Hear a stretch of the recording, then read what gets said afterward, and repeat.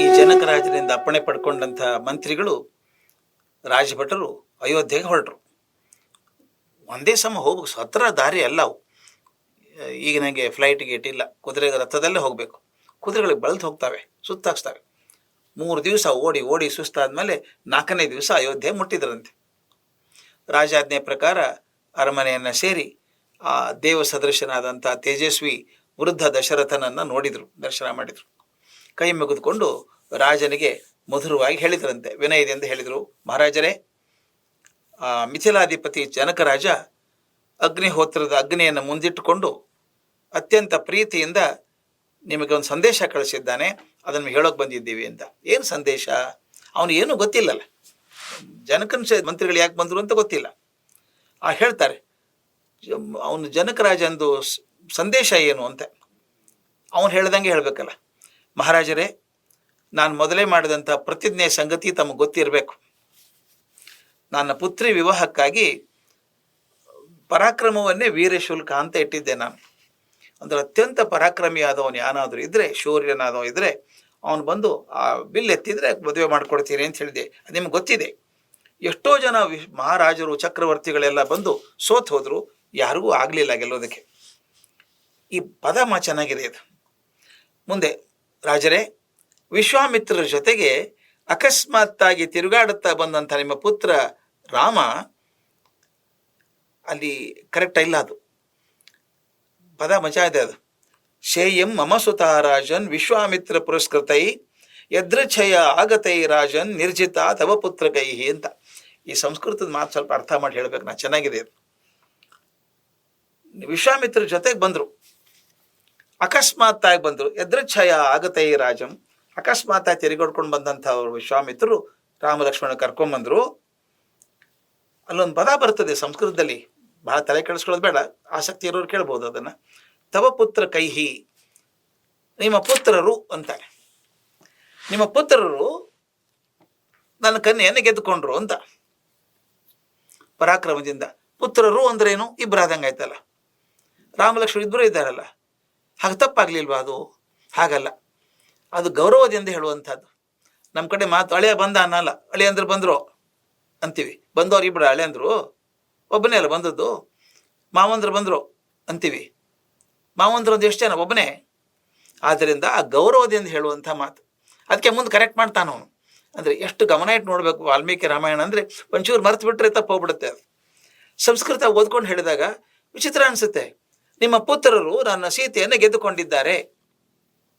ನಾವನಲ್ವಾ, ನಿಮ್ಮ ಮಕ್ಕಳು ಭಾಳ ಬುದ್ಧಿವಂತರಪ್ಪ, ನಿಮ್ಮ ಮಗ ಇದ್ದಾರಲ್ಲ ನೋಡಿ, ಅದಲ್ವನು ಏಕವಚನದಲ್ಲಿ ಮಾತಾಡಲ್ಲ, ಗೊತ್ತಿಲ್ಲದೆ ಆದರೆ ನಿಮ್ಮ ಮಗ ಭಾಳ ದೊಡ್ಡವರಪ್ಪ, ಅವರು ಭಾಳ ಬುದ್ಧಿವಂತರಿದ್ದಾರೆ. ನಿಮ್ಮ ಮಗ ಇದ್ದಾರೆ ಅಂದರೆ ಇಬ್ಬರಲ್ಲ, ಒಬ್ಬನೇ. ಆ ಗೌರವದಿಂದ ಬಳಸುವಂಥ ಮಾತು, ಅದನ್ನು ತಪ್ಪು ತಿಳ್ಕೊಬಾರ್ದಲ್ಲಿ. ಅದರಿಂದ ನಿಮ್ಮ ಮಗ ಅಕಸ್ಮಾತ್ತಾಗಿ ಬಂದದ್ದು ಅಂದರೆ ಹೇಳ್ತಾರೆ. ಅವನಿಗೆ ಹೇಗೆ ಅನಿಸಿರ್ಬೇಕು ಜನಕರಾಜನಿಗೆ, ವಿಶ್ವಾಮಿತ್ರಿಗೆ ಮಾತ್ರ ಆಕಸ್ಮಿಕ ಅಲ್ಲ ಅದು, ಉದ್ದೇಶಪೂರ್ವಕಕ್ಕೆ ಕರ್ಕೊಂಬಂದಿದ್ದಾರೆ ಅವರು. ಅವ್ರಿಗೆ ಗೊತ್ತು ಈ ಬಿಲ್ ಮುರಿಸ್ಬೇಕು, ಸೀತೆಯನ್ನು ಮದುವೆ ಮಾಡಬೇಕು ಅಂತ. ಭಾಳ ಚಂದ ನೋಡಿ, ವಿಶ್ವಾಮಿತ್ರ ಲೆಕ್ಕ ಭಾಳ ದೊಡ್ಡದು. ಮೊದಲು ಅಲ್ಲಿ ತಾಟಕಿಯನ್ನು ಕೊಲ್ಲಿಸಿ ರಾಮ ಚಕ್ರವರ್ತಿ ಮಹಾಪರಾಕ್ರಮಶಾಲಿ ಅಂತ ತೋರಿಸಿದ್ರು. ಎರಡನೇದು ಹಲ್ಲೆ ಉದ್ಧಾರ ಮಾಡಿಸಿ, ಅವನು ಪವಾಡ ಪುರುಷಪ್ಪ, ಅವನು ಕಲ್ಲಾಗಿದ್ದಂಥ ಹೆಂಗಸನ್ನು ಜೀವ ಕೊಟ್ಬಿಟ್ಟ ಅಂತ. ಶೌರ್ಯವಂತ ಅಂತೂ ಆದ, ಮತ್ತಿನ್ನೊಂದು ಮಹಾ ತಪಸ್ವಿ, ದೊಡ್ಡ ಶಕ್ತಿ ಇರುವಂಥವ್ರು, ಪವಾಡ ಪುರುಷ ಅಂತ ಎರಡನೇದಾಯ್ತು. ಮೂರನೇದು ಮಹಾ ಸಾಮರ್ಥ್ಯಶಾಲಿ. ಇದುವರೆಗೂ ರಾವಣನ ಕೂಡ ಆಗಿರಲಿಲ್ಲ. ಒಂದು ಬೆಂಚ್ ಮಾರ್ಕ್ ಅದು. ರಾವಣ ಕೂಡ ಎತ್ತಲಿಕ್ಕಾಗಲಿಲ್ಲ ಅಂತ ಅದನ್ನು ರಾಮ ಎತ್ತಿದ. ಅಂದರೆ ಅದನ್ನು ತೋರಿಸ್ಬೇಕಾಗಿತ್ತು ಜಗತ್ತಿಗೆಲ್ಲ ವಿಶ್ವಾಮಿತ್ರರಿಗೆ.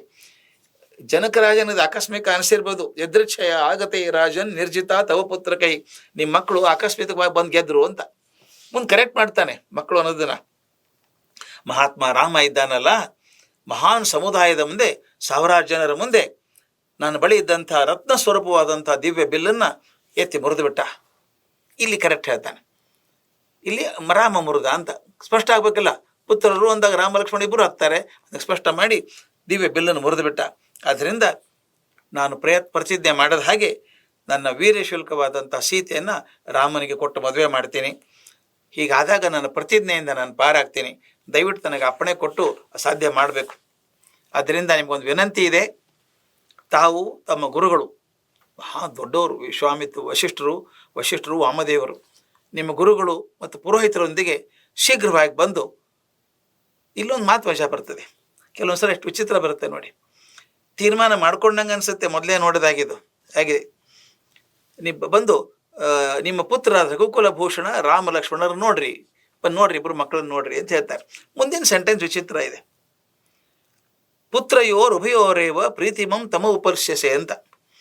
ಇಲ್ಲಿ ಬಂದು ನಾನು ಪ್ರತಿಜ್ಞೆಯನ್ನು ಪೂರ್ಣ ಮಾಡ್ರಿ, ಇಲ್ಲಿ ಬರೋದ್ರಿಂದ ಇಬ್ಬರು ಪುತ್ರರ ವಿವಾಹದ ಆನಂದವನ್ನು ಪಡ್ಕೊಳ್ರಿ ಅಂತಾರೆ. ಎಷ್ಟು ಮಜಾ ಇದೆ ನೋಡಿ ಇದು. ಇದನ್ನ ಅದಕ್ಕೆ ನಾವು ವಾಲ್ಮೀಕಿ ರಾಮಾಯಣ ನಿಧಾನಕ್ಕೆ ಯಾಕೆ ಓದಬೇಕು ಅಂದರೆ ಮೇಲೆ ಬದ್ಕೊಟ್ರೆ ಕಥೆಗೆ ಬಂದ್ಬಿಡುತ್ತೆ ಅಷ್ಟೇನೆ. ಒಳಗಿನ ಒಳಸುಳಿಗಳಿಗೆ ಗೊತ್ತಾಗೋದಿಲ್ಲ. ಅಂದರೆ ಕಳಿಸುವಾಗಲೇ ತೀರ್ಮಾನ ಮಾಡ್ಕೊಂಡ್ಬಿಟ್ಟಿದ್ದಾನೆ ಜನಕ ರಾಜ. ರಾಮಂದು ಒಂದೇ ಲಗ್ನ ಅಲ್ಲ, ಲಕ್ಷ್ಮಣಂದು ಪ್ಲಾನ್ ಮಾಡಿದ್ದಾನೆ. ಅದು ಹೇಳಿಲ್ಲ ಯಾರಿಗೆ, ವಿಶ್ವಾಮಿತ್ರರ ಮುಂದೆ ಹೇಳಿಲ್ಲ, ಯಾರ ಮುಂದೆ ಮಾತಾಡಿಲ್ಲ. ಅದನ್ನು ಸಂದೇಶ ಕಳಿಸುವಾಗ ಮಾತ್ರ ಹೇಳಿದ್ದಾನೆ, ಇಲ್ಲಿ ಆಗಮಿಸಿ ನನ್ನ ಪ್ರತಿಜ್ಞೆಯನ್ನು ಪೂರ್ಣ ಮಾಡಬೇಕು, ತಾವು ಇಲ್ಲಿಗೆ ಬರೋದ್ರಿಂದ ಇಬ್ಬರೂ ಪುತ್ರರ ವಿವಾಹದ ಆನಂದವನ್ನು ಪಡ್ಕೊಳ್ತೀರಿ ಅಂತ. ಉಭಯೋರೇವ ಪ್ರೀತಿಮಂ ತಮ ಉಪಲಶ್ಯತೆ ಅಂತ. ಇಬ್ಬರು ಮದುವೆ ನೋಡ್ಕೋಬಹುದು ಅಂತ. ಎಲ್ಲಿ ಮಾತಾಡಿದ್ರು ಮೊದಲು ಮಾತಾಡಿಲ್ಲಲ್ಲ. ಅಂದರೆ ಕೆಲವೊಂದ್ಸಲ ಅತಿ ಪ್ರೀತಿ ಆದಾಗ ಮಾತುಗಳು ಹಿಂದೆ ಮುಂದೆ ಹೆಂಗಾಗ್ತದೆ ಅಂತ. ವಿಶ್ವಾಮಿತ್ರರಿಗೂ ಹೇಳಿಲ್ಲ, ರಾಮ ಲಕ್ಷ್ಮಣರಿಗೂ ಹೇಳಿಲ್ಲ, ಸಂದೇಶದಲ್ಲಿ ಮಾತ್ರ ಇಬ್ಬರು ಮಕ್ಕಳ ಮದುವೆ ಮಾಡ್ಕೊಳ್ಳಿ ಅಂತ ಹೇಳ್ತಾರೆ. ಮುಂದೆ ಮತ್ತೆ ಕರೆಕ್ಟ್ ಹೆಂಗೆ ಮಾಡ್ಕೋತಾರೆ ನೋಡಿ. ಅದರಿಂದ ಈ ದೈವ ಸಂದೇಶ ಕಳಿಸಿದ್ದ ನಮ್ಮ ರಾಜ, ತಾವು ಬರಬೇಕು, ಈ ವಿಶ್ವಾಮಿತ್ರರು ಅಲ್ಲೇ ಇದ್ದಾರೆ, ಶತಾನಂದರು ಅಲ್ಲೇ ಇದ್ದಾರೆ, ಅವರು ಅಪೇಕ್ಷೆ ಪಟ್ಟಿದ್ದಾರೆ ನೀವು ಬರಬೇಕು ಅಂತ. ಈ ಸಂದೇಶವಾಹಕ ಮಂತ್ರಿಗಳ ಮಾತುಗಳನ್ನು ಕೇಳಿ ದಶರಥನಿಗೆ ಬಹಳ ಸಂತೋಷ ಆಯಿತು. ತಕ್ಷಣ ವಶಿಷ್ಠರು ವಾಮದೇವ ಎಲ್ಲ ಮಂತ್ರಿಗಳನ್ನು ಕರೆಸಿದ. ನೋಡಿ, ನಮ್ಮ ವಿಶ್ವಾಮಿತ್ರರ ಕೃಪೆಯಿಂದಾಗಿ ಅವರ ರಕ್ಷಣೆಯಲ್ಲಿ ಕೌಸಲ್ಯಾನಂದನ ವರ್ಧನ ರಾಮ ಮತ್ತು ಲಕ್ಷ್ಮಣ ವಿದೇಹಕ್ಕೆ ಹೋಗಿದ್ದಾರೆ. ಈಗ ಎಲ್ಲಿ ಮಿಥಿಲಾನಗರಕ್ಕೆ ಹೋಗಿದ್ದಾರೆ. ವಿದೇಹ ಅಂತ ಅದು ಮುಂದೆ ಹೇಳ್ತೀನಿ ಯಾಕೆ ಅಂತ. ಅಲ್ಲಿ ಮಹಾತ್ಮ ಜನಕ ಕಾಕುತ್ಸ ಕುಲಭೂಷಣ ಶ್ರೀರಾಮನ ಪರಾಕ್ರಮವನ್ನು ತಾನೇ ಪ್ರತ್ಯಕ್ಷವಾಗಿ ನೋಡಿದ್ದಾನೆ. ಅವನು ನೋಡಿ ತನ್ನ ಮಗಳು ಸೀತೆಯನ್ನು ಅವನು ಮದುವೆ ಮಾಡಿಕೊಡ್ಬೇಕು ಅಂತ ತೀರ್ಮಾನ ಮಾಡ್ಕೊಂಡಿದ್ದಾನೆ. ಅದಕ್ಕೆ ನೀವೆಲ್ಲರೂ ಇಷ್ಟಪಟ್ಟರೆ, ನಿಮ್ದೆಲ್ಲ ಒಪ್ಪಿಗೆ ಇದ್ದರೆ ಹೋಗೋಣ, ಮದುವೆ ಮಾಡ್ಕೊಂಬರೋಣ ಅಂತ ಹೇಳ್ತಾನೆ. ತಡ ಮಾಡೋದು ಬೇಡ, ಎಲ್ಲರೂ ಆಗಲಿ ಒಳ್ಳೇದಂತಾರೆ.